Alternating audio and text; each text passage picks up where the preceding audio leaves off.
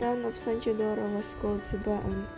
During the Spanish times, however, the town center and seat of government was located at now Isla Mambayan. Officially, Subaan and its neighboring town, Baco, were visitas of Calapan, the cabecera capital of Mindoro. In 1928, the visita was headed by Gobernador Silo, Mayor Isidro Crisostomo. He was succeeded by Gobernador Silo, who won Sextol in 1830. It was during Sextol's term that the famous landmark Punta Baluarte, a fortress adjacent to Mambayan Church, was constructed.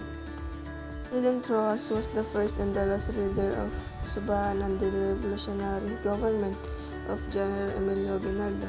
Before the turn of century, Subaan had four cabecerias: Ilog, Tacligan, Bigahan, and Pawikan, plus Subaan proper, which in turn had seven sitios, namely Agbiray, Calabugao,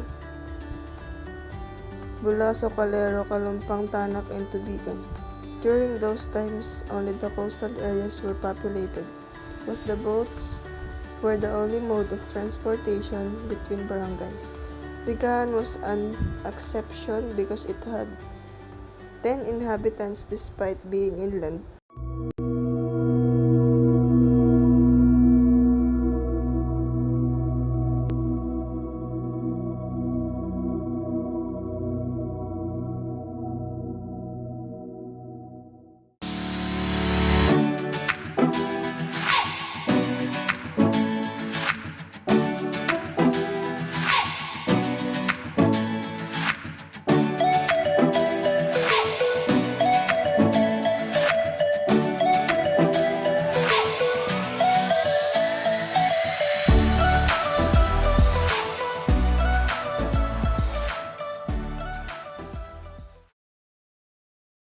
Ano ba pangalan niyo ba? Henry M. Garcia, Manalo. Henry Manalo Garcia. Ilang taon na po kayo dito sa San Isidoro po? Kasi bago ako nag-college, hanggang high school, nung graduate ako ng college, nagpunta ako ng Manila, ng high school, graduate kasi ako sa Northern Mindoro Academy. Tapos pumunta ako ng Manila, nag-aaral ako doon ng dentistry. Tapos nung makagraduate na ako, umuwi ulit ako dito dahil hinintay ko ang result na. Habang hinintay ko ang result ng board exam namin sa dentistry. Tapos, nung pumasa ako, bumalik ako ng Manila. Doon ako nag-dentista. Doon ako pre-practice ang aking profession. Tapos, naging president din ako ng Malabon na Botas Dental Society. Tapos, nung medyo sabi ko, may edad na ako, pwede na ako, babalik na lang ako sa sarili kong bayan. Tapos nung bumalik ako dito ko nagpagpatuloy yung aking profession. In dentistry, dito na ako nagpan. Tapos habang nag-clinic ako, naisipan ko, niyaya ko nung isa kong kaklase na sumulat ng history ng San Isidoro. So, tama ka ako nilapitan. Dahil nung nasa Malabon pa ako, sinusulat ko yung kasaysayan ng halimbawa dental ng asosasyon. So may experience ako. Tapos sanay ako sa research dahil paborito ko yan, yung history, yung mga paborito ko. So, naumpisahan ko ang una namin ginawa yung History of San Isidoro. Pareho kami nag-research, naghanap ako ng mga libro, mga sources. Bakit po, Dok, ito naging San Isidoro? Nakauna. Kasi ganito, nilipat na nga ang kan, malalang lumang bayan, nilipat na sa poblasyon. Tapos sabi nila, papalitan natin pangalan ng bayan. Papalitan natin pangalan ng bayan. Sabi niya, buti pa ipangalan natin sa presidente. Ang kasalukuyang presidente na yung US nun ay si Theodore Roosevelt. Theodore Roosevelt, or Teddy, kung minsan Teddy Roosevelt. Sa kanya pinangalan yung Teddy Bear eh, kay Teddy Roosevelt. Tudor, sabi niya. Ay, sa Tagalog yung Tudor. Ay, natuwa naman yung kapitan na yung sumalakay dito na isang barko yun eh, ng mga magano. Natuwa naman dahil Tudor din ang pangalan niya. Ang masama nito, kaya pala Tudor ang gusto mong ipangalan nung nag-suggest. Kasi siya ang translator, napampangan siya. Siya ang yung makabebe ang tawag nun dati. Yung kapampangan na translator, marunong siya mintis kaya naka-translator siya. Ay pangalan pala yung Chidoro rin. So may hidden motive siya na kaya niya gusto ipangalan sa San Chidoro, na San Chidoro ito. Ay dahil Chidoro siya, umayo naman itong isa dahil Tudor siya. Pero ang pinag-uusapan nila, hindi sa kanila. Hindi natin pwede pangalan sa sarili natin. Sino ba tayo? Una-una ito, ang mga kapampangan kasi dati, tinatawag nilang traitor. Dahil kumampi sa Amerikano, ay sina Aguinaldo ang kalaban nila. Yung mga bayaning, sila Miguel Malvar ang makalaban. Mga bayaning Pilipino. Pati si Antonio Luna, kalaban ay Amerikano. Ay kumampi ang tinatawag makabebe man tawag sa kapampangan. Ang mga makabebe kumampi sa Amerikano. Kaya hindi mo pwedeng tawagin bayani yung mga haba na yun. Kaya hindi dapat sa kanya yung pangalan. Talagang ang San Chidoro ito yung pangalan sa presidente.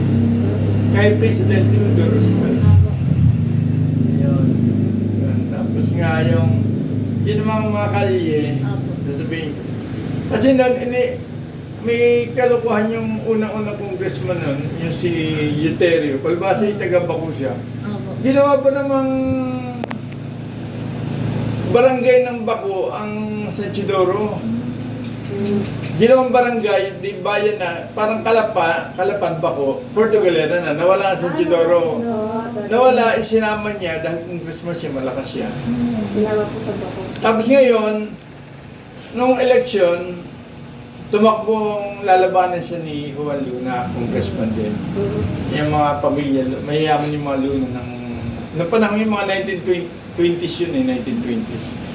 Sabi ni Luna sa mga taga San Chidoro, yung Juan Luna, sabi ni Juan Luna, pag ako ang nanalo, ako ikutin. Pag ako nanalo, ibabalik ko kayo sa Bailey Bayan. Aalisin ko kayo sa Baco. Lalabanan ko si Euterio. Kaya hindi bayani yung kalye ng Euterio dyan. Hindi siya bayani kontrabida siya. Para sa taga San Chidoro. Para sa taga Baco bida siya kasi ginawa niyang barangay San Chidoro. Pero sa taga San Chidoro, hindi siya bida. Kasi ba't mo gagawin barangay lang ito San Chidoro? So, ang bayani natin, si Juan Luna. Na lumaban, tama-tama, natalo si Juan Luna. Natalo si Juan Luna. Natalo si Euterio. So, nanalo si Juan Luna. Sa kanya pinangalan niya. Tapos, tapos nagkaroon na ng blessing yun. Actually, dahil congressman, inaproba ng Kongreso noong December 8, 1928, inaproba na maging bayan ng San Chidoro. Kaya yun ang piyesta natin. Walang kinalaman doon yung Immaculate Conception. Inaproba nila, tama-tama, kung babasahin mo dito ng inaproba, December 8, 1928. Ay, nung malaman ng pare na red day yan sa Catholic, yan, pulang araw yan sa kalendaryo. That is a red day, sabi ng bishop. Ipangalan natin, i-dedicate natin sa Immaculate Conception dahil ang December 8, Immaculate Conception. Tapos sabi naman paano yung San Chidoro? Hindi ba dapat ang santo natin sa San Chidoro? Wala naman Santo Chidoro. Wala naman Santo Chidoro. Merong sa Rome, merong obispo na Chidoro. So San Chidoro siya dahil obispo siya. Tinuturing na rin siya santo. Pero walang kinalaman yun. Nagkataon lang na may santo doon na Chidoro. Pero hindi, doon lang sa lugar niya yun. Na hindi nga buong hindi nga siya nare-recognize. Hindi siya nare-recognize. So, tapos, noong December, ay alam mo na, ang December laging taglakas yun. So hindi makapag-blessing dahil yung hindi makapag-celebrate. Yung parang po sa atin ribbon cutting. Ribbon cutting. Hindi, ang magkakat na ribbon ay si Congressman, yun nga, si Congressman Juan Luna, at saka si yung governor. Opo. Ay, hindi naman makapunta si governor. Inabot na ng January, taglakas pa siguro ng January. So, February na sila nakarating. So, mga February 16, nag-ating na ribbon. Opo. Kaya may sineselebrate tayo na Foundation Day, February 16. Na yun naman February 16 na hindi mo nire-recognize ng bagong mayor. Pero nung panahon ni Apollo, may ka tayo. Kung inabot nyo yun, mayroon tayong fiesta. Hindi mo naalala Foundation Day. February 16 lang may fiesta pag February.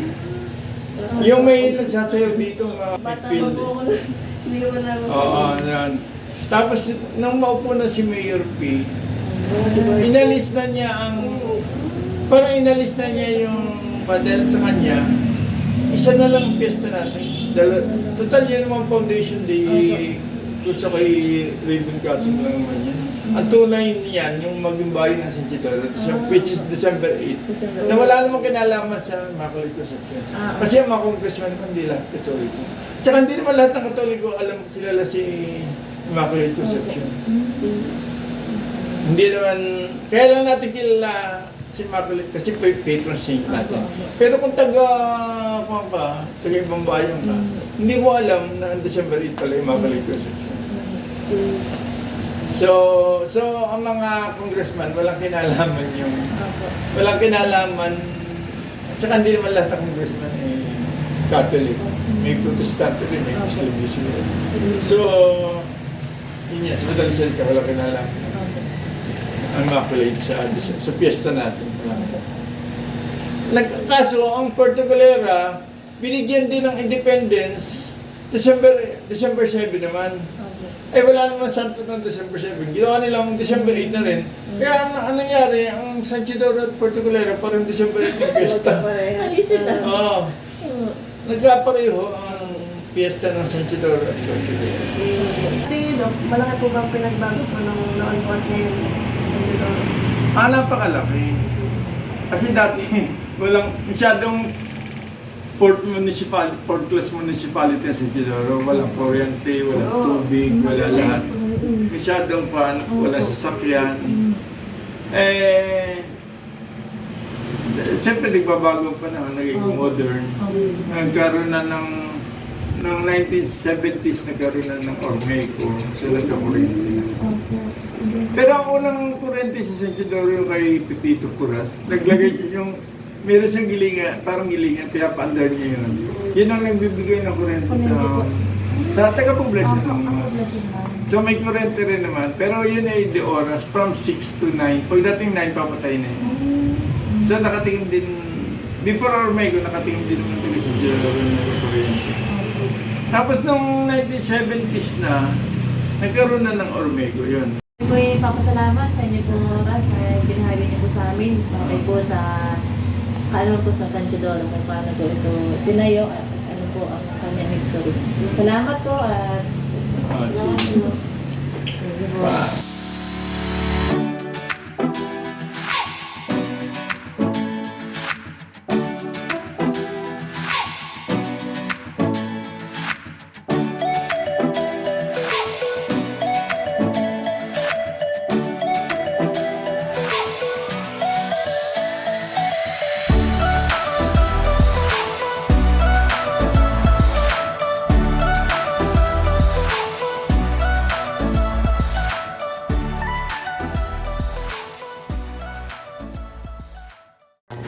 Ever since San Isidoro was officially founded in 1928, there had never been any public secondary school in town, and so many youngers during that time were deprived of formal education, and only a limited few were able to obtain it from private institutions, but here and nearby towns. Since not everybody can afford to go to school, the former officials of his town, headed by Mayor Antonio A. Chua, envisioned a project that could uphold the dreams of the out-of-school youth. His friend Salvador Boyet P. recommended the construction of a public high school as the best option ever. Before his term ended, Mayor Chua and his team were able to secure a lot in Suha for the school building, which was initially made up of nipa, lawanit, and coco lumber.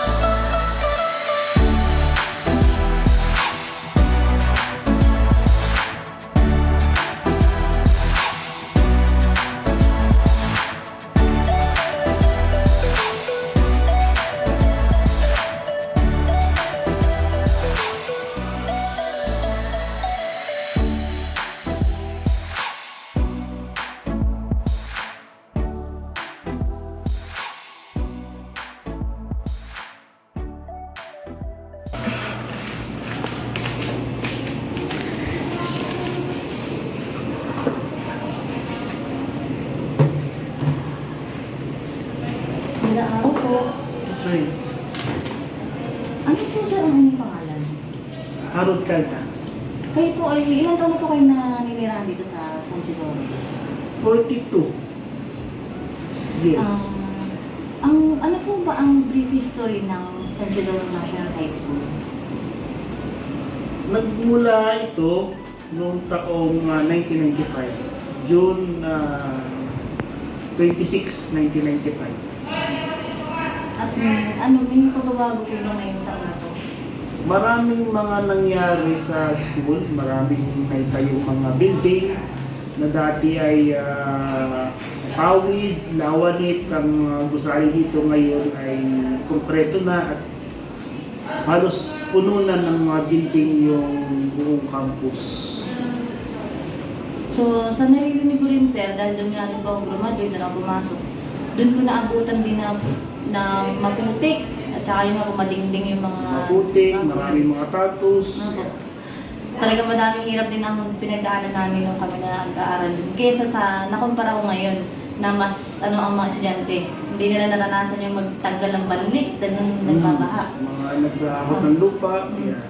Halos ang mga teacher din namin dun wala na rin yung iba at bago na rin yun. Ano po? So ano po kaya po ang may tutulong nito sa ating community?